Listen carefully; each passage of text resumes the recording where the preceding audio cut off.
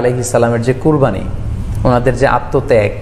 এই দৃশ্যপটটি কিন্তু আমাদের চোখের সামনে ভেসে ওঠে। আমরা জানি যে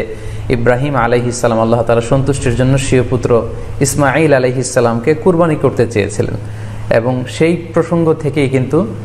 আমরা প্রতি বছর জিলহজের 10 তারিখে কুরবানি করে থাকি। এবং এই দৃশ্যটি আল্লাহ তাআলার কাছে এতই ভালো লেগেছিল, এই আত্মত্যাগের দৃশ্যকে আল্লাহ তাআলা স্মরণীয় করে রাখবার জন্য কিয়ামত পর্যন্ত সব বিশ্বাসীদের জন্য এই জিলহজের একই টাইমে, জিলহজের 10 তারিখে কুরবানি করাটাকে আল্লাহ তাআলা আমাদের উপর অবধারিত করে দিয়েছেন।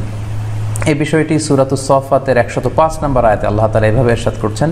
ফালাম্মা বালাগা মাআহু সা'য়া ক্বালা ইয়া বুনাইয়া ইন্নী আরা ফিল মানামি আন্নী আযবাহুক ফানজুর মাযা তারা।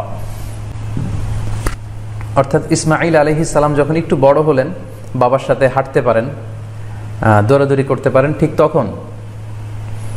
ইব্রাহিম আলাইহিস সালাম স্বপ্নে